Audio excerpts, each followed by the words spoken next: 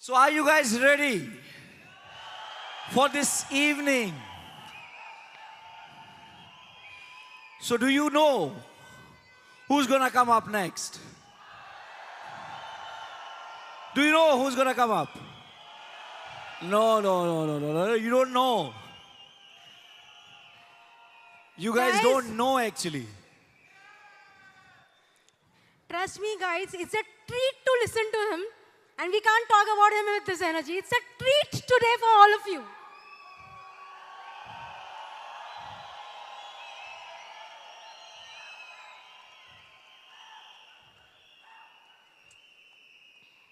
You know, he is somebody who is the reason why we all exist in this business. He is the reason why we all are gathered here. You know, he is a firm believer in the power of thought and master plan. And this was his thought. You know, he had visualized this 11 years back when he started his journey. That one day he will have an empire across the globe.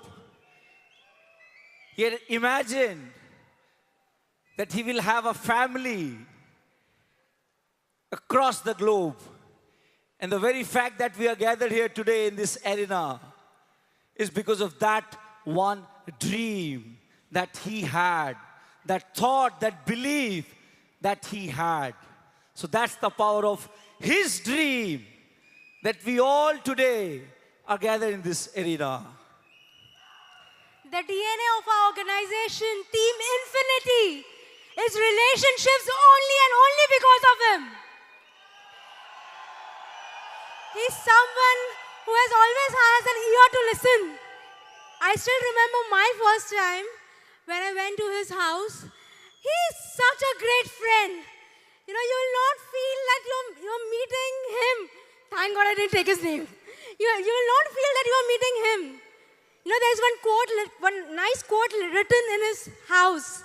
Okay, life isn't about waiting the storm to pass, but it's about dancing happily in the rains. It says so much, guys. You know, all the lifestyle that we know today, the brands, the way to dress up, the way to hold a drink. So he is the one who taught us all. You know, in fact, we all grew up listening to his stories from our great uplines. So when I started this business, you know, AVP Kavita showed me the plan.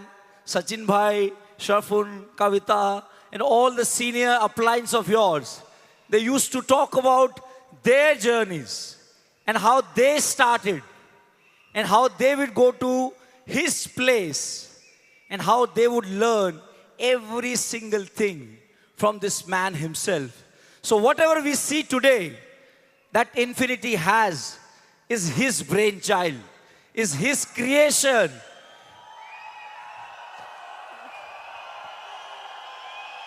If it wasn't about this vision, trust me, we were not here.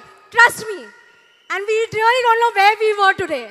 So we should be really thankful for this moment, for you to make it a memory today.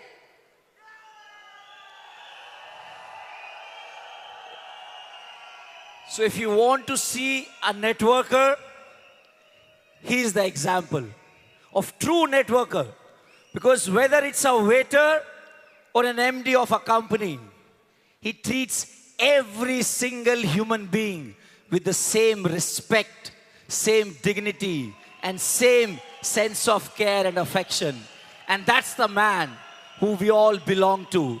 That's our upline. That's our grand upline. So are you guys ready to receive our grand upline? Our 00001. I don't think so you are ready yet.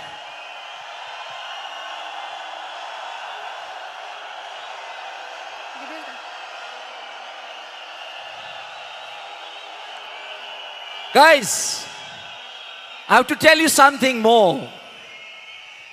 The very fact, so you all saw the relationship of upline and downline on this stage, right?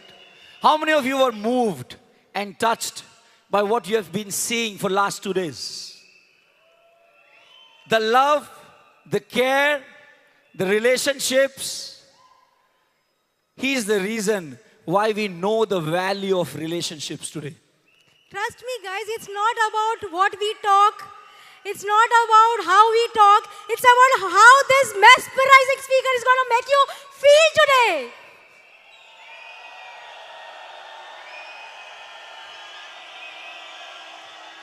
So, guys, are you ready? Pooja, you think they are ready? You think they are ready?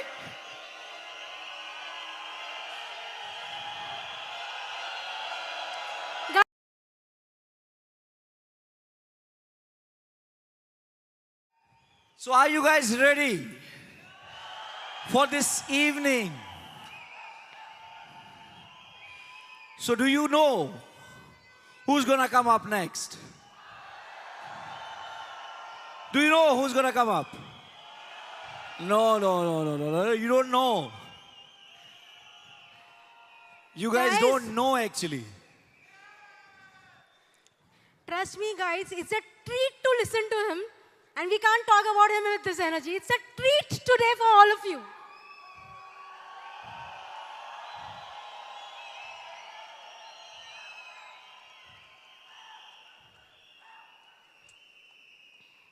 You know, he is somebody who is the reason why we all exist in this business. He is the reason why we all are gathered here. You know, he is a firm believer in the power of thought and master plan. And this was his thought. You know, he had visualized this 11 years back when he started his journey. That one day, he will have an empire across the globe. He had imagined that he will have a family across the globe. And the very fact that we are gathered here today in this arena is because of that one dream that he had, that thought, that belief that he had. So that's the power of his dream, that we all today are gathered in this arena. The DNA of our organization, Team Infinity, is relationships only and only because of him. He's someone who has always has an ear to listen. I still remember my first time.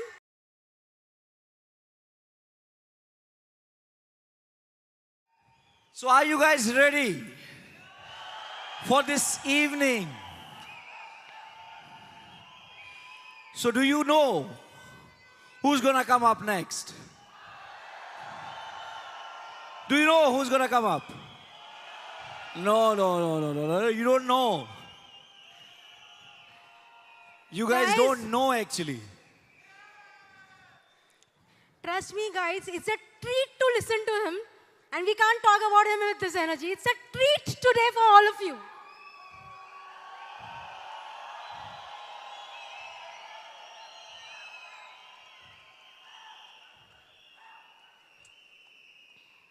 You know, he is somebody who is the reason why we all exist in this business. He is the reason why we all are gathered here. You know, he is a firm believer in the power of thought and master plan. And this was his thought. You know, he had visualized this 11 years back when he started his journey. that one day he will have an empire across the globe. He had imagined that he will have a family across the globe. And the very fact that we are gathered here today in this arena is because of that one dream that he had, that thought, that belief that he had. So that's the power of his dream that we all today are gathered in this arena. The DNA of our organization, Team Infinity, is relationships only and only because of him. He's someone who has always has an ear to listen. I still remember my first time when I went to his house. He's such a great friend. You know, you will not feel that you're meeting him. Thank God I didn't take his name. You will not feel that you're meeting him. You know, there's one nice quote written in his house. Okay, life isn't about waiting the storm to pass, but it's about dancing happily in the rains. It says so much, guys. You know, all the lifestyle that we know today, the brands, the way to dress up, the way to hold a drink. So he is the one who taught us all. You know, in fact, we all grew up listening to his stories from our great upline. So when I started this business, you know, AVP Kavita showed me the plan. Sachin Bhai. Very nice things have been said about me. And I just want to tell you that as an upline, I consider myself nothing more than a street sign. You know what a street sign is? When you drive, you have a street sign, right? If you want to go to this destination, you got to go this way. And so many kilometers or whatever. Or you can go the other way if you want to go somewhere else. So I just like to tell all of you that over the last 12 years, I have been nothing more than a street sign. Because what does a street sign do? A street sign just points you in the right direction. But then the person traveling has to still finish the journey. You understand what I'm saying? So all I've done is been a street sign. All the success that your uplines have had, although they say it's because of me, it is not. It's their hard work. They have done it. They have traveled. They are traveling on that journey to their destination, which they have chosen. Because many people, I pointed them, but they're not here today. You understand what I'm saying? So my first point is, your upline can be nothing more than a street sign. Cannot make you successful. Can guide you and point you in the right direction. That's all, that's the maximum you can do. So how many of you have come here to figure stuff out? Be honest. This is very common in the early days, you know. I was once a participant just like you. It was an event in Pune. I had signed up on the 9th of August 2005. I call it my second birthday. And then for the first few months, I was figuring things out. Do you understand? Will this work for me? Can it really happen? And the thing is that my upline and me signed up in the same week. So we were actually doing it together, there was no upline, downline relationship as such, if you understand what I'm saying. You know? And it was the 9th and 10th of December 2005 that I was privileged to attend a 2-day training with 200 people in a ballroom at the Meridian Hotel in Pune. Okay? And trust me, my upline forced me to come. I was planning on not going. How he tricked me was, he told me, we're going in your car and you're driving us. So I couldn't get out of it then. And he's my best friend, so I picked him up. I think it was 5:45 in the morning. We drove to Pune, and 2 days with the Titans. The privilege of, listening to VP Arun George, VP Mahendra Kumar, VP Cherry and Matthew, AVP Balaji, and AVP Manoj. And during those 2 days is when I really decided that I'm going to do this. That's when I took my decision. So, the first thing, let's clarify. I'm going to speak very basic language today. I'm not going to give you some high funda stuff, okay? Is that a lot of you feel or think that you took your decision when you signed up. It's not the case. I call it, the day I signed up, I bought my ticket to the football match. That's it. Or the cricket game. Do you understand? I just bought my ticket, that's all.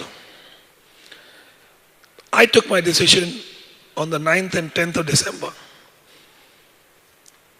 I went to my upline, shook his hand, said, watch me now. Watch me. Now it begins.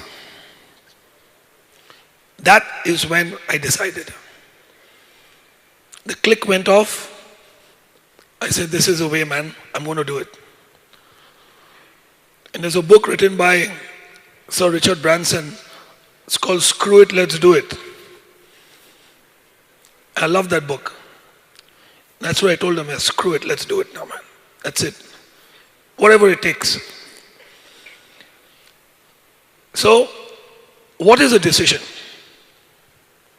We decide on things every day, don't we? We decide to get a gym membership. In fact, it's a good time to talk about decisions because the New Year's, we are in the New Year's, right? It's called the time of resolutions, right? We make a New Year's resolution every year, right? Oh, next year this year I'm going to do this, this and this. Most resolutions are broken in the first 1 week of the new year. True or not? So we are in that 1 week right now. Today is the 7th. The 1 week ends today. Over 95% of the world would have broken their own resolutions. So the first thing I want to share with you is that a decision has to be absolute. You understand? A decision cannot have these two words. It's called yeah, but. I decided, yeah, but this happened. Yeah, but ye ho gaya, wo ho gaya. Yeah, but. How many of you use this word, yeah, but? Yeah, but True or not? The world lives on these two words, yeah, but. Yeah, I know, but. A decision has to be unconditional. Because it's a promise to yourself. They say you can lie to the world, but you cannot lie to the man in the mirror. or you cannot lie to the person in the mirror. When you wake up every morning and you brush your teeth, you see yourself in the mirror, right? Can you lie to that person? Can you? You can't lie to that person. You can lie to anybody else, but not the person you see in the mirror who's looking right back at you. That person you cannot make a fool of. So a decision cannot be conditional. A decision has got no conditions.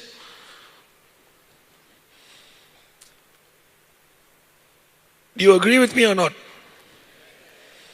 So guys, you got to higher your standards. Why are you lying to the person in the mirror? Who are you fooling?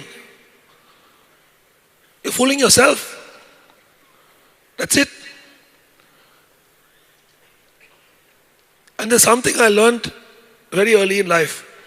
Many moons ago, when I didn't have this, I call it the one pack now, It used to be a 6-pack at one time.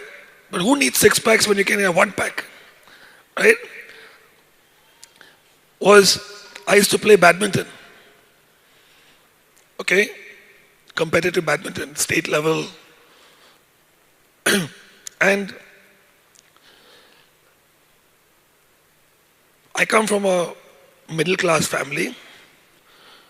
I've never starved or anything in my life, but my father was a flight steward with Air India, and my mom was a stewardess. Okay? And unfortunately, my father, when I was very young, he used to fall ill a lot. He had ill health. So he used to go through long periods of time where it's called, you have medical leave and then you have something called leave without pay. You understand? They don't sack you, but they don't pay you either till you can come back to work. So during this, challenging time, I picked up this game called badminton. And I turned out I was quite good at it. Okay? But I couldn't afford to be coached, if you know what I mean. Okay? And badminton is not a cheap sport. Shuttlecocks cost a lot of money. Okay? And then you have your rackets, and when your strings break, you have to replace them. Let me put it this way, it's not cheap. Okay? Back then, a box of shuttlecocks would cost 200 to 300 rupees.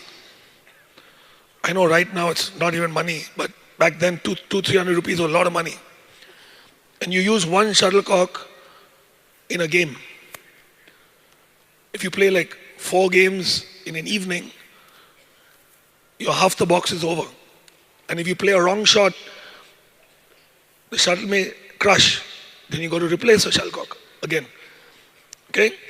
So anyway, but fortunately, in the club that I used to play in, it's called the Bandra Gymkhana in Bandra. By the way, guys, I was born in Bombay, right? Yeah?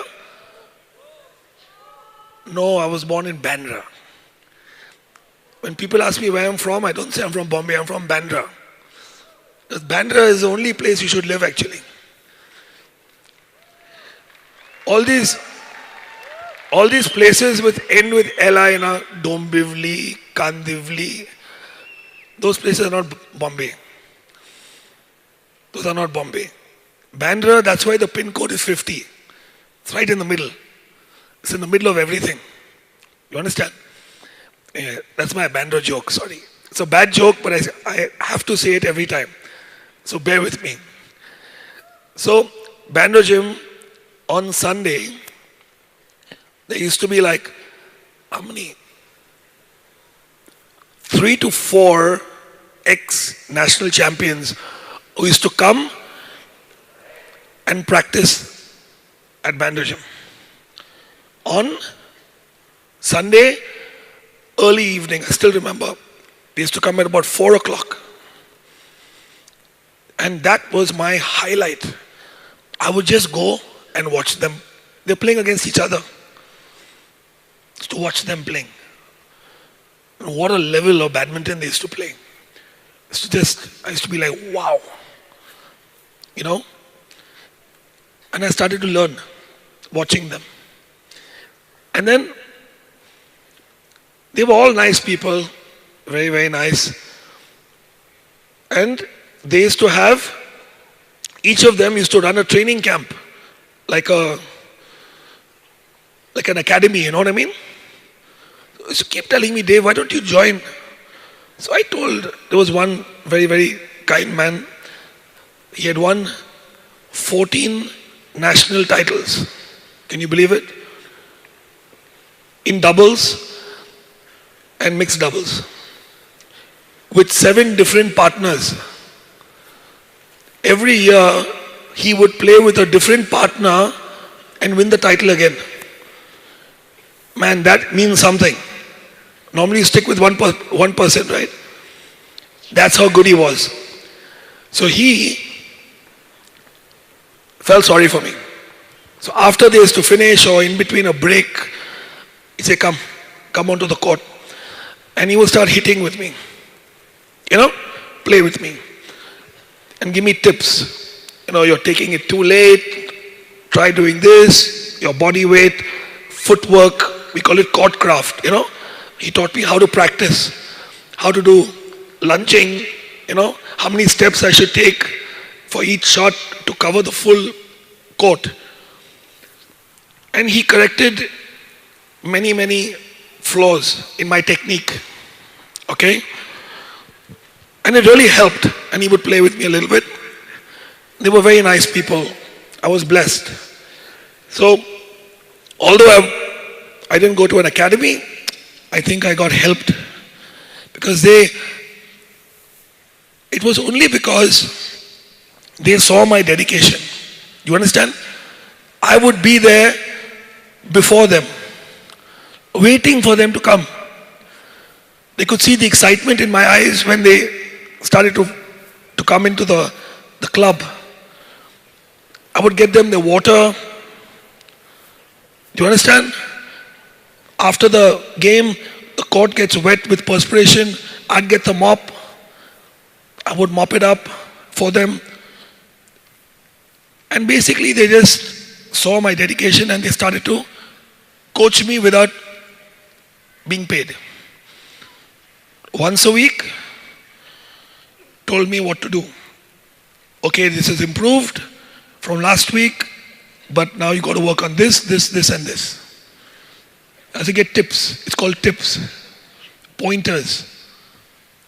What were they? Street signs. And I would religiously practice whatever they told me to practice.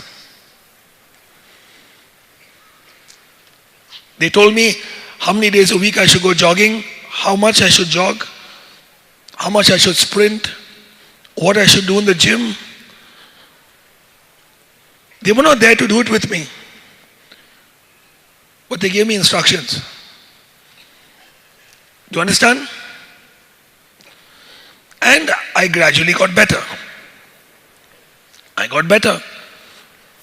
And I became one of the top.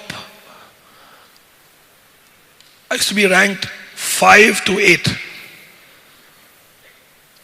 Seeding, you know, seeds, you have seeding. So I was never top 4. I used to be either 5, 6, 7 or 8. Mainly 5 to 7. I would keep floating. And there was this one guy. Man, this is juniors of course, I'm talking, you know, as a teenager. There was this one guy. He was so talented. He used to make me look like a monkey on the court. If I played him, I mean, he had mentally destroyed me. You understand? That time it was 15 points. And you could only win on your own serve. Now the rules of badminton have changed.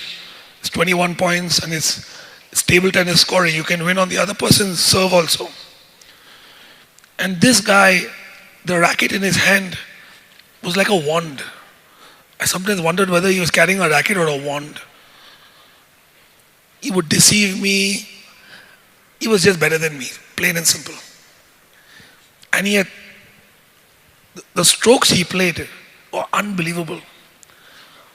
I didn't think it was humanly possible. The angles he got. And whenever I played him, I was like mentally destroyed before I got on the court only. Because I had never taken more than 5 points from him. 5 points. You understand? So the season got over, and I went to I call him my mentor, not my coach. This gentleman used to help me. And I said, I'm so unhappy. Should I start playing tennis instead? And I don't think I'm very good at this. Because we had tennis courts also. And I was good at tennis also. I used to play tennis. So I said, do you really think I can make it? Or should I focus on tennis maybe? He told me a couple of things. He's saying, Dave, you are not the most talented player. Let me tell you this. He said, well, I'll tell you what your strength is. You can grind it out. You know what grinding it out is? In other words, you give it everything. And he said, that is your asset. So what I want you to do is I want you to get fitter and faster. Because that you can physically do. You understand? It's in your control. I can't teach you to be a magnificent stroke maker. I can't do that. Either you have it in your DNA or you don't. Someone like John McEnroe, genius, right? You have guys like who just stay on the court and run. So what he told me to do, he said, I want you to go to the sports shop. And you have, that time, you have anklets. Anklets, which you can wrap around your. So, anklet and wrist. He said, I want 1 pound. Used to be with a sand at the time. And Velcro tape to wrap it around. He said, I want you to start playing, because when I was playing the other 6 days of the week, I was the king of the club. So I used to beat everybody. They say, but I wasn't playing against good players every day. You understand what I mean? The kind of competition that I needed to play against. So he said, number 1, I want you to start playing people 2 against 1. Now those 2 people playing against me alone. It becomes very tough, you know that, right? 1-on-1, 2-on-1, even an ordinary 2 guys can really beat you. You know what I mean? Because they've got the court covered, front and back. So he said, you will play 2-on-1. When you play them, you will not smash. Don't smash. You cannot smash. In other words, I just got to keep hitting it back or playing it in the front or hitting sideways, but I can't kill. The kill in badminton, you jump and you kill it, right? So you're not allowed to do that. And you will play them with 1 pound anklet on each leg and ½ pound on each wrist. He gave me the task. So I did it. I went with my father on the scooter, told Dad I will buy this. They weren't expensive. So I put them on my thing and I became cuckoo. I used to wear them to school also. The class used to make fun of me. So I used to go to school and under my socks I had I used to wear them over the socks and they asked me, what are you doing? School uniform, no? I used to say, no, I have a ankle and wrist problem. So I have to wear these. The doctors told me. So the principal excused me wearing this. So like a mad person, I used to walk around everywhere with my wrist thing, even outside the badminton court. And I followed his instructions. And then the next season came. Okay? The first tournament of the next season. Now it's always, the first tournament is always of a new season. It's always be in June. Badminton season would start in the rainy season. Indoor sport, right? So in June. And it was a state championship. We had 3 state selection tournaments. It was the first of the 3. Now, everyone's a bit nervous because everyone's been working on their game in the off season. Okay? So you don't know. And then we're all young. So some guys grown 2 inches. Some guys not grown. You know, you shoot up, right, when you're a teenager. So it all makes a difference when you play the person. So I'm looking at the draw. I was seeded number 5, I remember. And I'm praying to God, please. Because the seeds, the eight seeded players, they start playing each other in the quarterfinals. Correct? Quarterfinals is a round of 8. So we beat all the ordinary guys, and then from the quarterfinals it becomes tough. You play against another seeded player. Okay? And you're praying, I'm like, please, I hope I don't have to play this guy. I'm hoping he's not in my part of the draw. So at least I have a chance of making it to the final. He'll beat me in the final, but that's okay. At least I'll get the points, you know. And I look over there, and bloody hell, I'm playing him in the quarterfinals. Oh shit.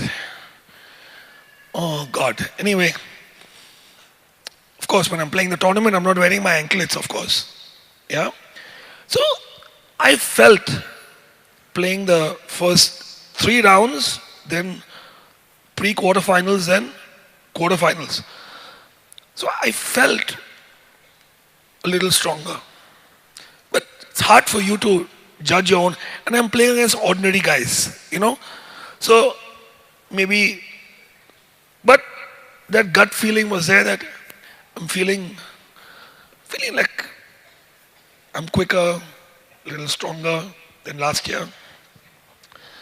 And all my opponents in the changing room started saying that, Dave, you're playing well, huh? Well played. They complimented me on my performance. The people who had beaten in the 4 rounds. And then the quarterfinals came. And there he was, waiting for me with a smile on his face. Come, Baba. I was his bakra, na? He used to call me his grahak. You know, grahak? His customer.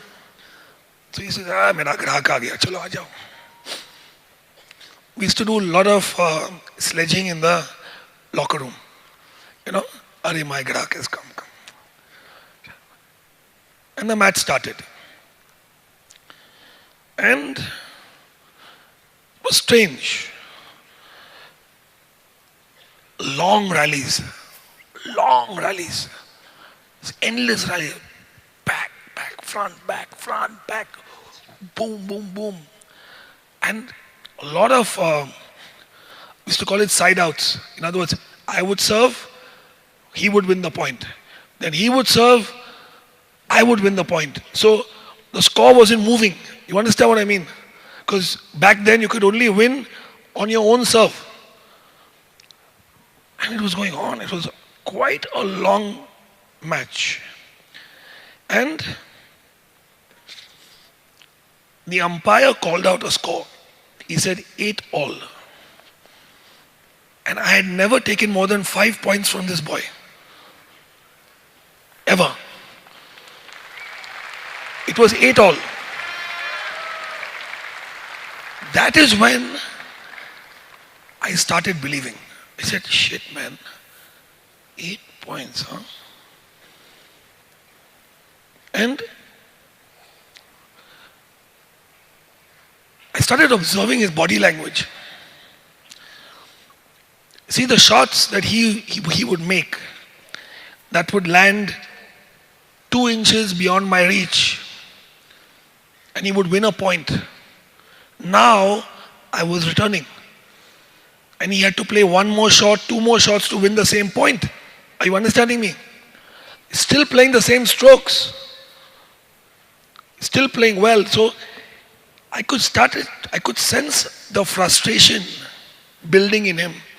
He's looking at me like, how dare you take that shot? That's supposed to be my point. In his brain, you know what I mean? I could sense that coming from him. And then he started to go for riskier shots. Now he's going for the line. Instead of going for 2 inches inside the line, he's now going for perfection. And he started making mistakes. Because sometimes he's hitting it just outside. I'm getting the point. Do you understand? So I was pushing him outside his comfort zone. Physically and most importantly, mentally. You won't believe it. I won that first game.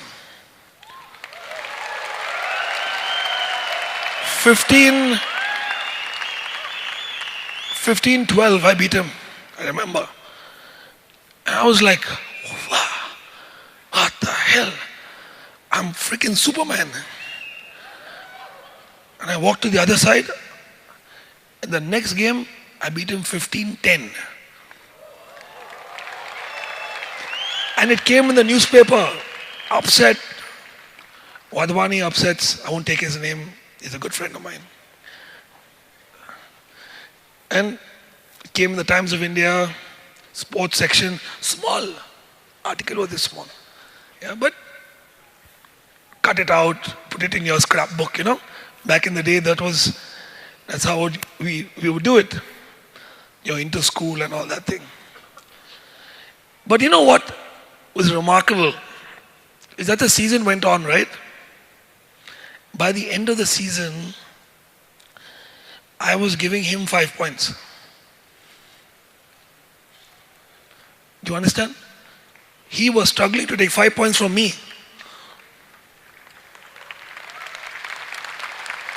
He became my grahak. And he was so disheartened. He was so disheartened that 2 years later, he quit playing badminton. He couldn't be second best. He couldn't handle it. His ego couldn't handle it. So what's the lesson? He was a better player than me. He was a better player than me. He didn't put in the hard work. God gave him too much of talent. Do you understand? God gave him too much of talent. If I had his game with my work ethic, I could have been a special player. I didn't have his talent. But I'm going to share the lesson, which is what my mentor told me.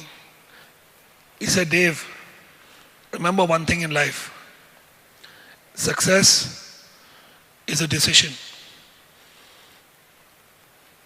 Success is not luck. You can't get lucky and become successful. And he quoted one thing from a famous boxer, Joe Frazier, who fought Muhammad Ali 3 times. You know, a great boxer, a great human being. They used to call him Smoking Joe Frazier. He was world champion, heavyweight. He beat Ali 1 fight. The first fight he actually beat Muhammad Ali. When the two of them used to box, it wasn't a boxing match. It was a bloody war. Literally war. That's how intense their rivalry was. Although they were good friends as well, But man, when they got in the ring, it was war. And I should call him my coach, told me one thing. George Foreman once said, not George Foreman, Joe Fraser, sorry. Joe Fraser once said, he said, you know what? You can plan a fight. You can have a life plan. But when you get in the ring, you don't know how it's going to go. And it boils down to how you react and your reflexes. And he said, if you cheated on your preparation in the dark of the morning, why dark of the morning?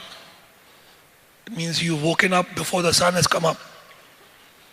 You've cheated on your preparation. He was talking about physical preparation, starting to train. He said, if you've cheated on your preparation in the dark of the morning, well, let me tell you now, you will be found out under the bright lights. You understand? When the world is watching under the bright lights, if you've cheated in the dark of the morning and not prepared, you'll be found out under the bright lights. And that's going to be humiliating and embarrassing. So success is a decision. So congratulations all of you for taking this fantastic decision to sign up.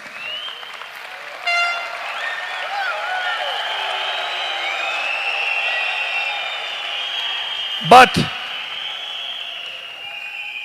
have you really decided? That's the question. Have you really decided? Because success is a decision. I didn't realize this, but I had decided to become better during that one season. Do you understand what I mean? And in the off season, I trained harder than I'd ever trained in my life. Under the dark morning. I used to wake up early. I had to go to school. So before catching the school bus, I used to get my jogging, sprinting all done, come back, shower, and then go to school. So I call it the 3 Ds, guys. The decision. And then everyone wants something called delight. Delight means, now where is it? Where is it? It's not happening. Where is it? Where is it?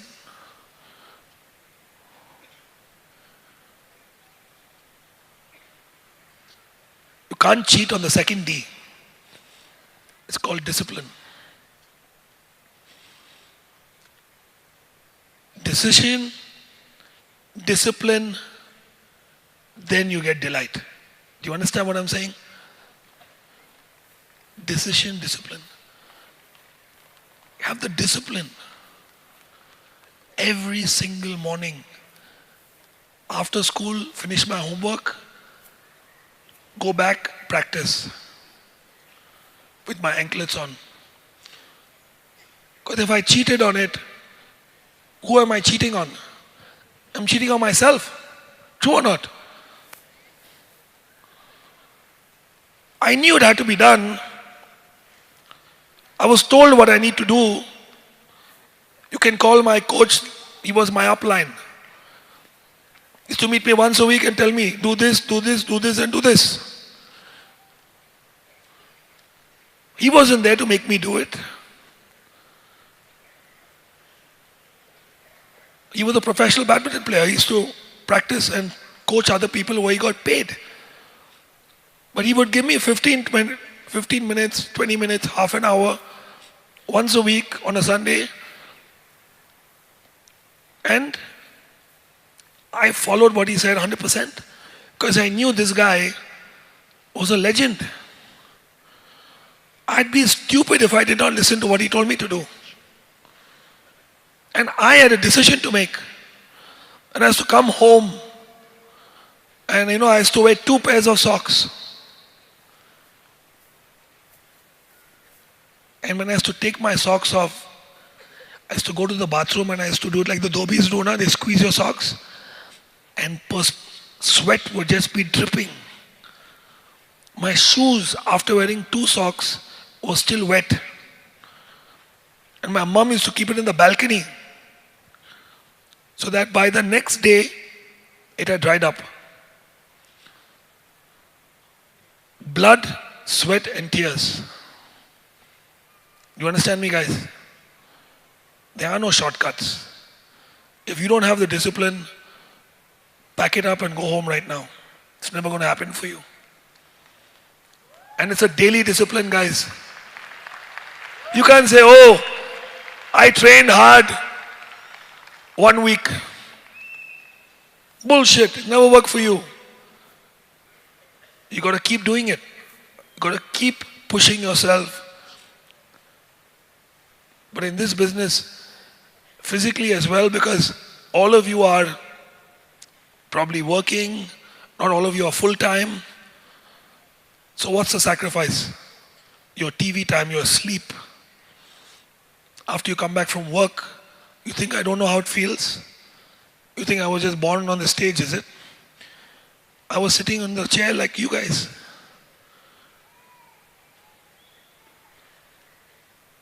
So, the discipline. How many of you want to know my journey when I started? Yeah? I happily share it with you. So I was a full-time, I used to be an investment banker. I don't know whether you all know this. And I used to work 14 to 16 hours a day. Okay? And it was well paid by international standards, not Indian standards. Okay, I won't go into the money part, but I was well okay. And in 2003, I was unfortunately diagnosed with lymph cancer. Okay? And I did my treatment and I recovered. But the illness changed me. It made me understand the value of something that I had not truly grasped. And that was, what about time? I'm so busy chasing money all my life. I realized that my quality of my doctor told me. She was my college sweetheart. She's one of the top oncologists in the world today. She went to medical school, I went to business school. She told me, Dave, you're not burning the candle at 2 ends, you're burning it at 4 ends. He said, you cannot push yourself this way. Youngest vice president, youngest MD, top performing fund manager. Fantastic. Would you want to die? She asked me. She said, you got to change your life. And that's when I understood that I bloody had no time. I started putting on weight. You know what I mean? So this was 2003. So I said,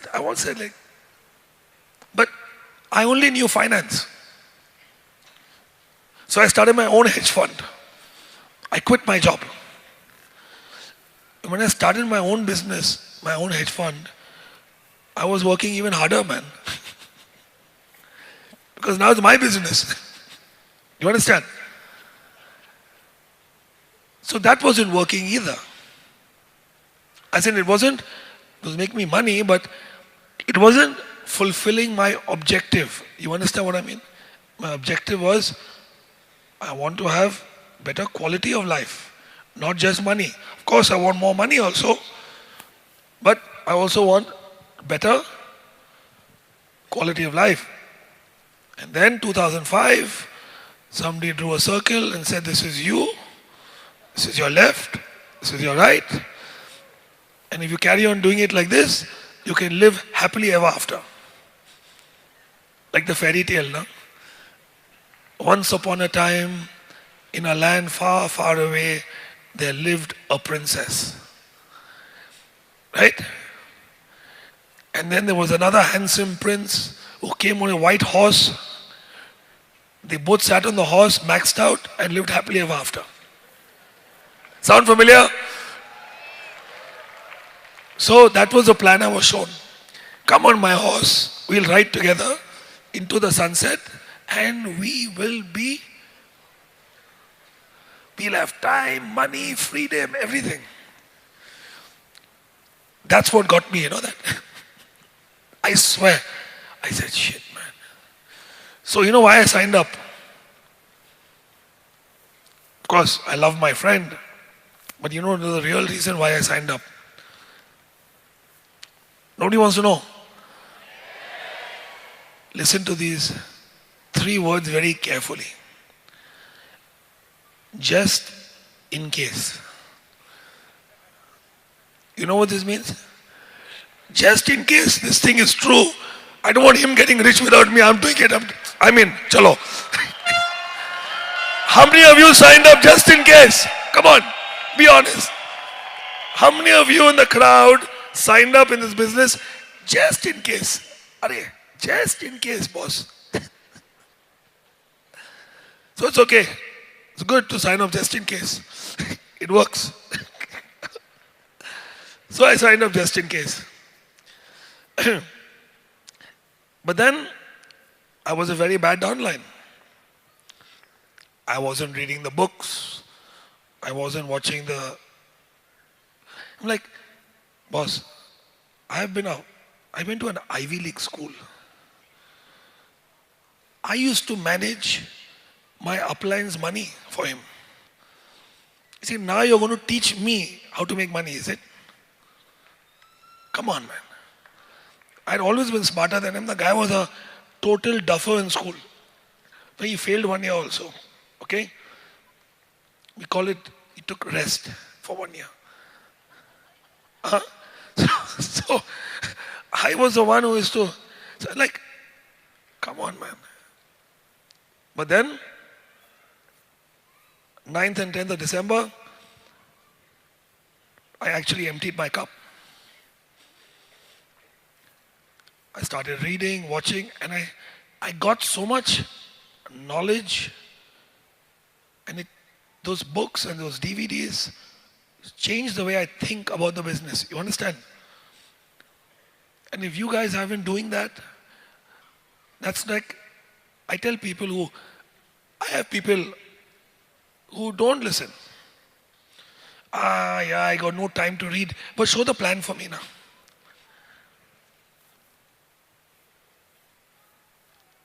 You're lucky I'm not your upline. There'll be no plan shown. If I know that you're not reading and watching, don't have to finish everything, then I show the plan. Simultaneously. You understand? I will drop you like a hot potato. Say, boss, use your product, be happy, see you, don't waste my time. Thank you very much. Cheers. Because you're trying to do a 100-meter sprint in under 10 seconds and max out. But you're not taking the time to tie your shoelaces. How stupid are you if you're not doing that? What does the runner first do? He doesn't just tie his shoelaces, he puts a double knot on it. I used to do knot over knot on the badminton court. Because you don't want to trip and fall on your face, right? So my daily discipline in the business started. I used to read, watch the DVDs, attend the trainings.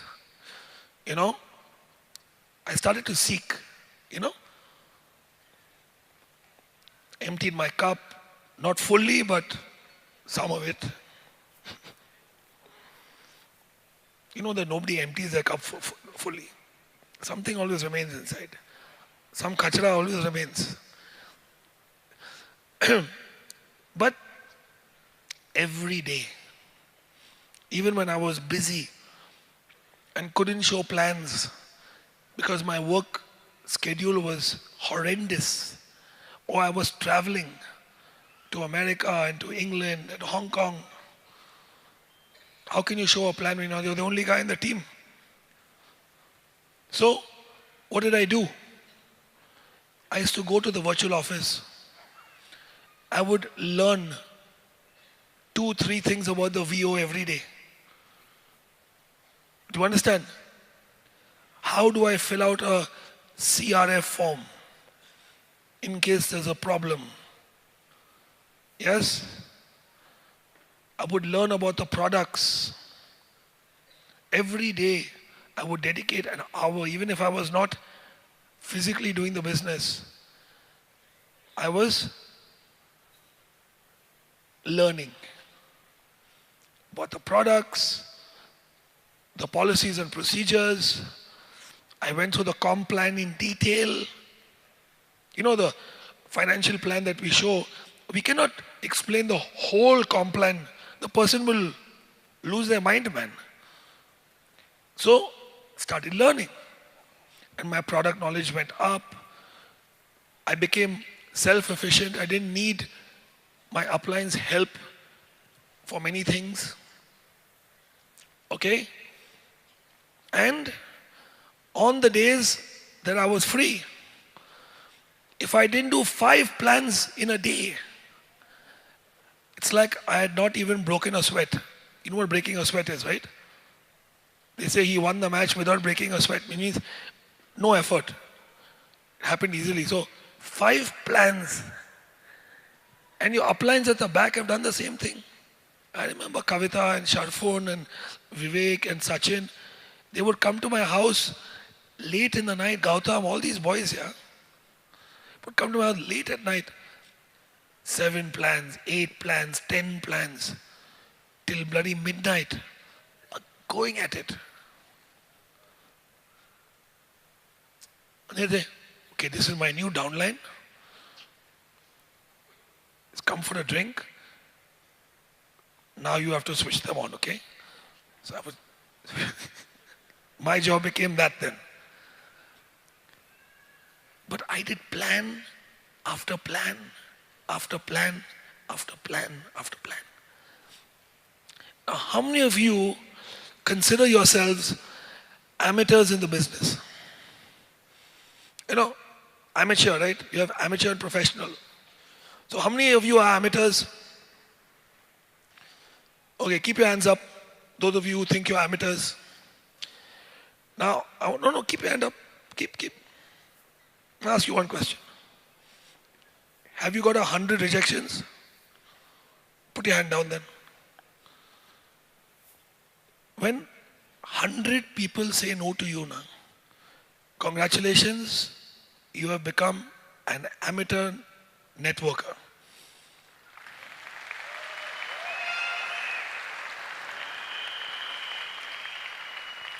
So, during doing all these plans, I achieved amateur status in the business. Unknowingly, I crossed the 100. People say no.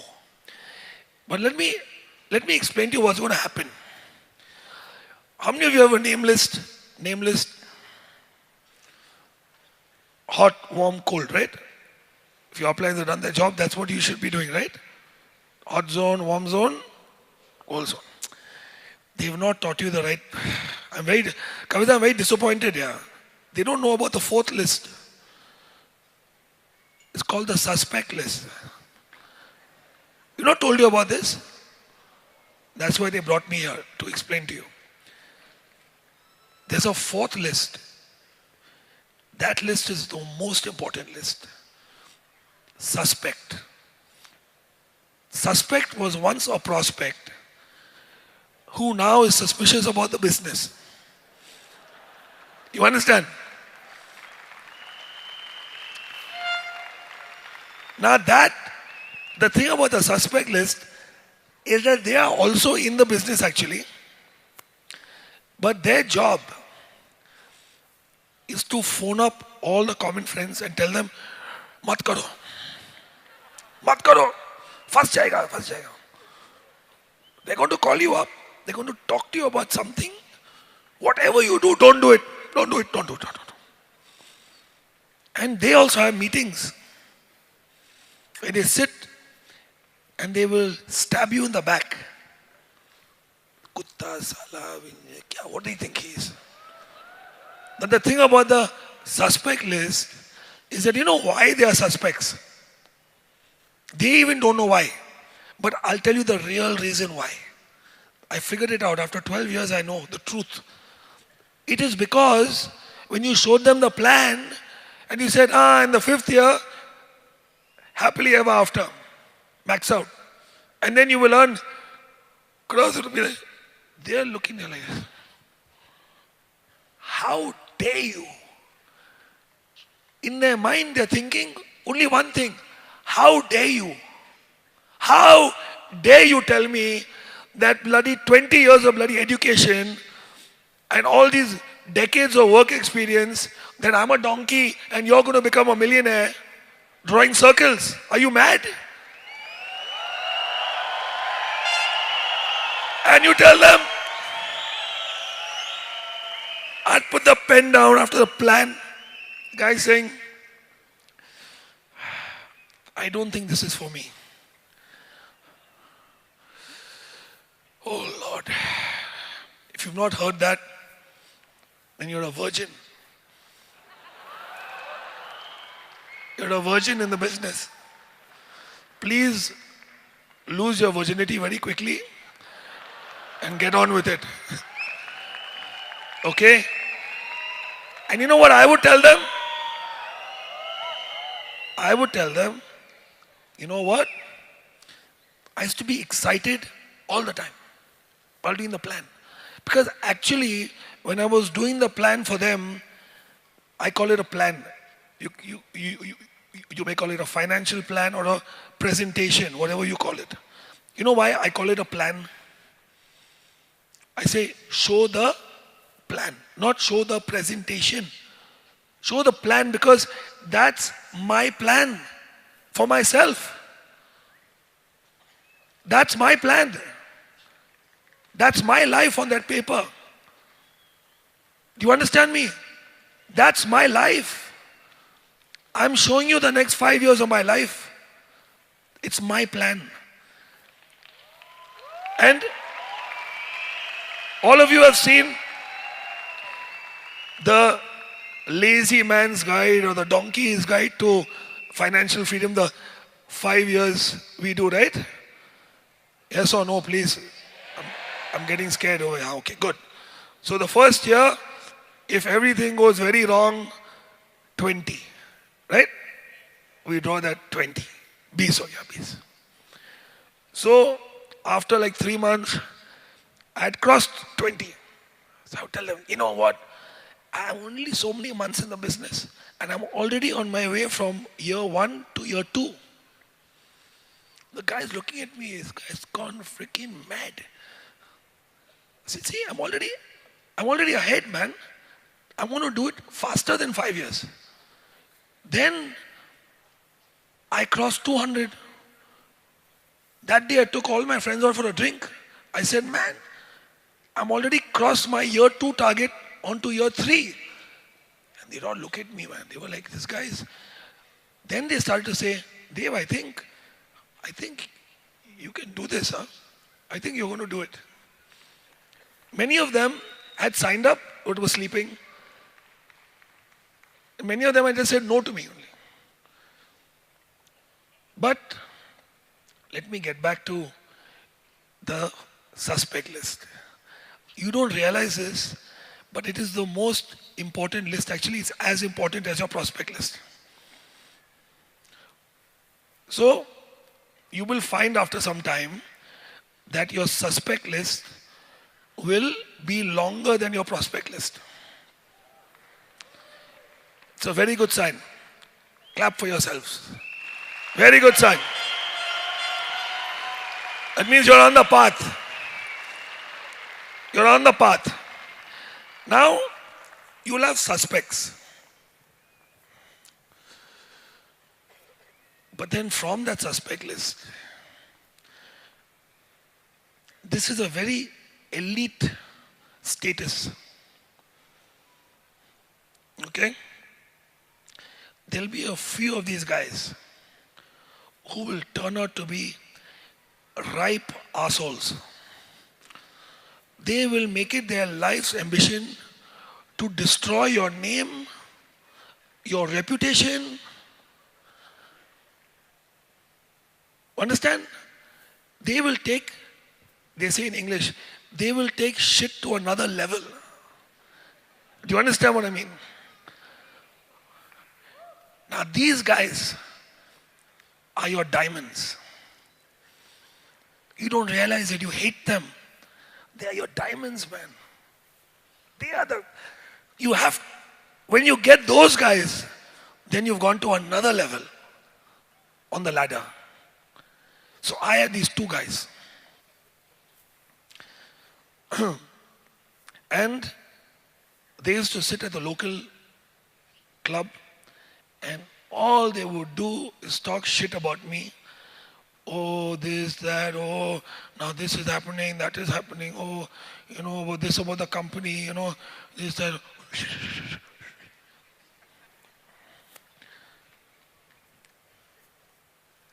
It became so bad. Okay. So, they basically, this is the club I grew up in. Huh? That's the club I used to go practice my badminton and all.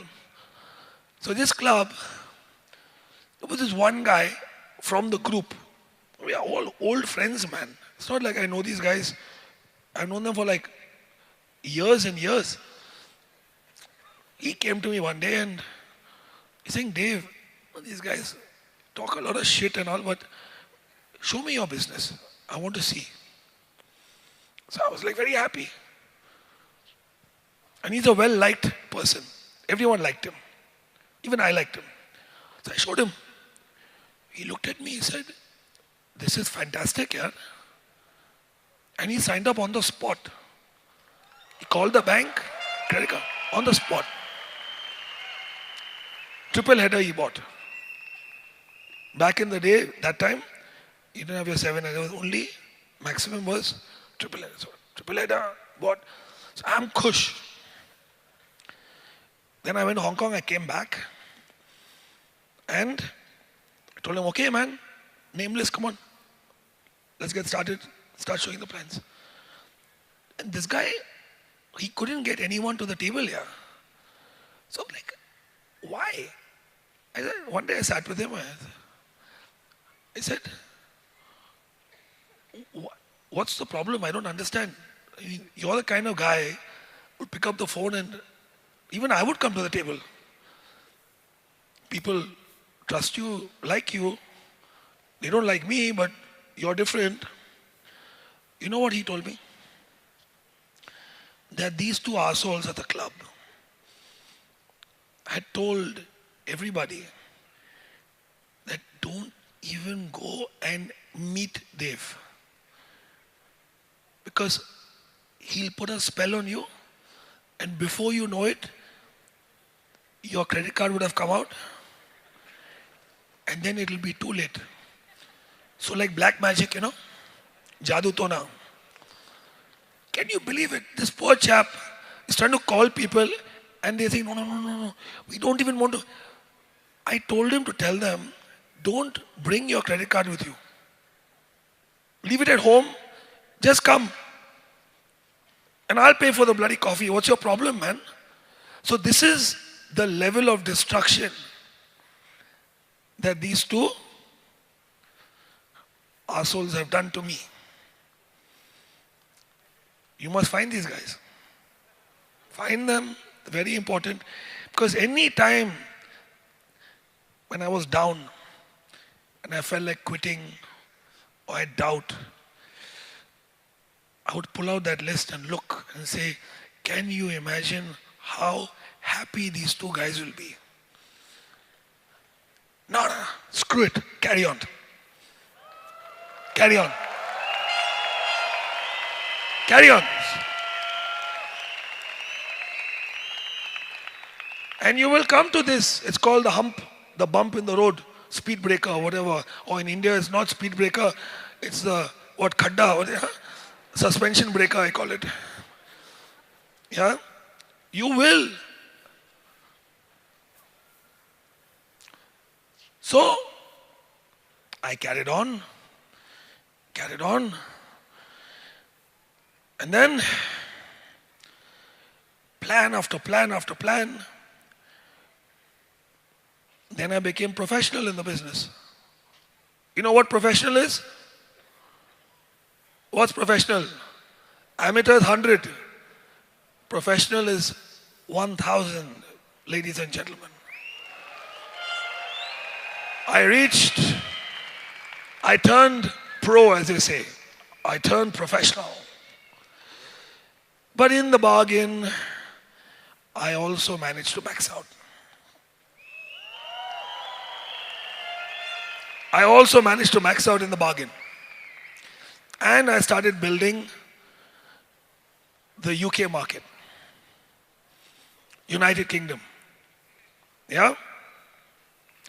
And my first sign-up, a very good friend of mine, VC Keith Pereira, he also just came in blind out of pure faith and trust.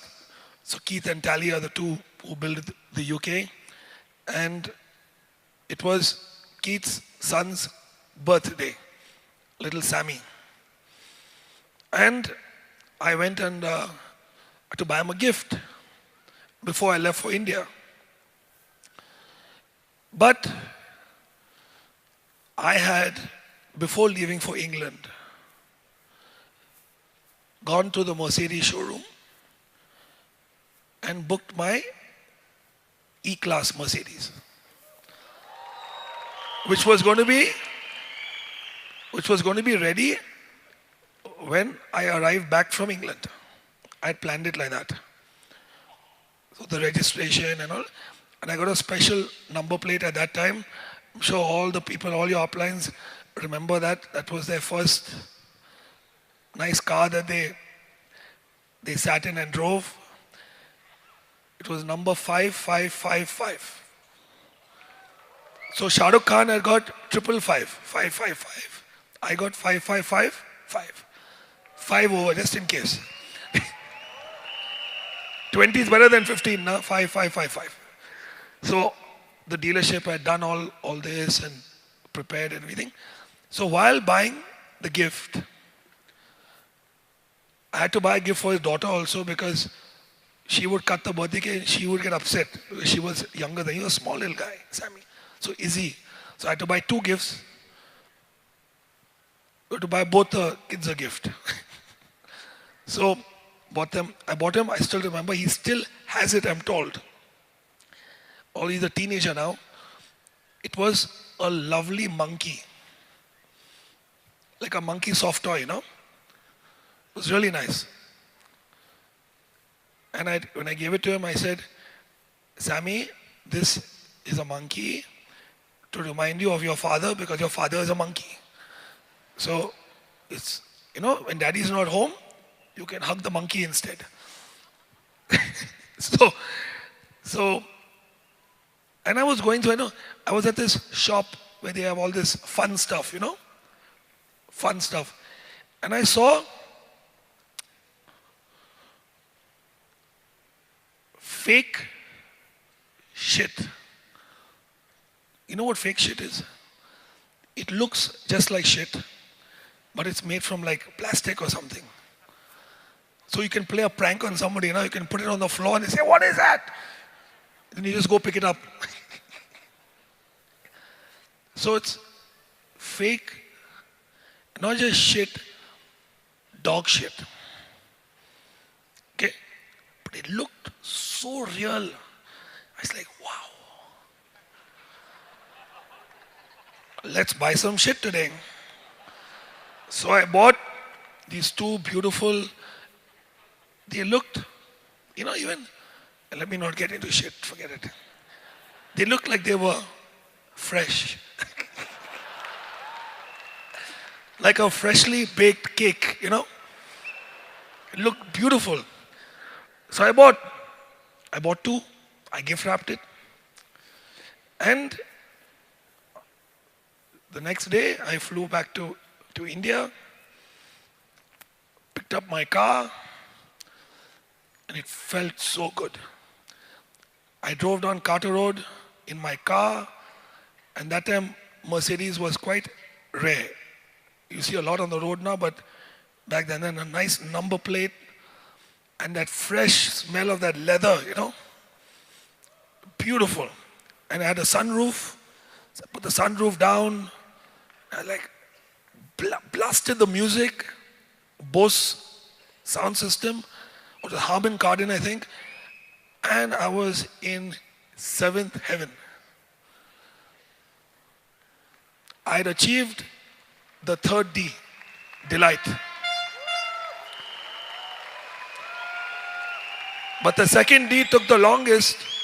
That was the discipline. And then I went to the club. And the club had a parking lot. And my car's got those flowers we put on it, right? When it's a new car. I had already broken the coconut and everything done. And I parked the car. Now, I live in a small neighborhood. Bandra is small, and this club is even smaller. Okay? Now the word starts going around. Oh shit. He's bought a car. It's called envy and jealousy. It is the mindset of very middle class, sad people who don't like other people to make it in life. They want them to stay exactly where they are. Correct? Because I should have become a flight steward like my father. How dare he? Do you understand? Quietly, I went, sat at my same table over there, did not say a word, with the Mercedes keys on the. Waiter came, ordered the drink, and slowly people started to come and congratulate me. Hey man, well done, yeah, you have a really nice car. Because there was only one Mercedes parked in the whole of the club parking lot. And everyone, and these are people who come there every day. So like, hey, we know exactly whose car belongs to whom. Because these are regulars, right? Can you visualize what I'm saying? So suddenly there's a new car, and they'll ask the watchman, the gate guy, वो किसका गाड़ी है? Dev साहब का. So slowly the Mohammeds, people in the bar, in the restaurant, all well wishers. Hey, nice car, man, nice car. And then my two favorite assholes walked in. Oh baby. And they also had to congratulate me. Correct or not? They had to come up and they had to congratulate me. So they did. Although they had a smile on their face, they tried to seem as genuine, and you know, I knew what was going on in their head. That was like a bad day for them. A bad day. The worst kind of day. Bugger did it. So they came up and congratulated me. And I had the two gift wrapped waiting for them only. They were on the table next to the Mercedes keys. So I said, you know, I want to thank you. So he said, I don't understand. No. I said, I want to thank you. Because I couldn't have done it without you two guys, man. I would never made it. You guys are the reason I have this car today. And they were like in a state of confusion, shock, and there's a saying in English called being bewildered. They were totally bewildered. What is he talking about? All he's done is screw him all the way, and he's thanking us now. I said, guys, and I took the liberty of buying you a little token of my appreciation. Okay? Basically, it's a small gift. It's nothing big, but it basically represents what you mean to me and what you have done for me. It's a small gift, it's a token. Basically, what you mean to me and what you have done for me. And then they opened it. Yeah, baby! That's when that gave me more pleasure than driving the Mercedes.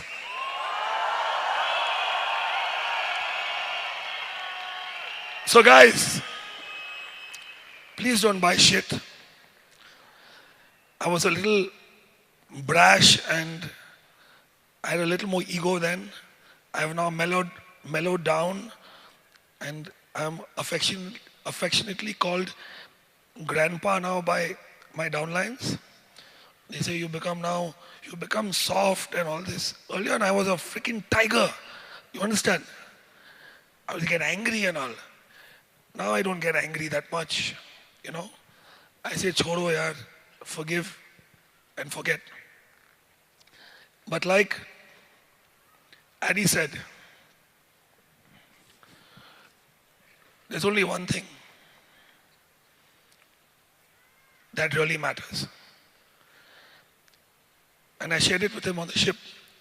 And recently I fell ill again. By God's grace I recovered. And my doctor told me this in New York.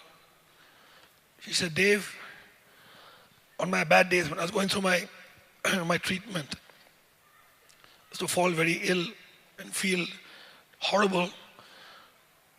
She just told me one thing. She said, if you can take it, you can make it.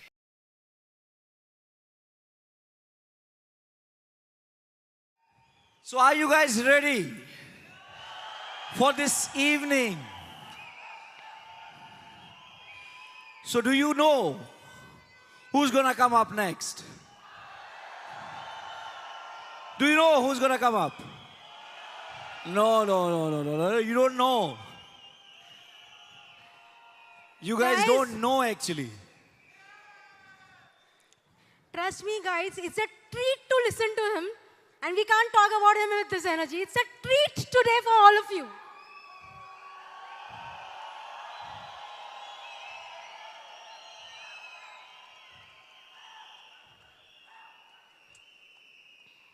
You know, he's somebody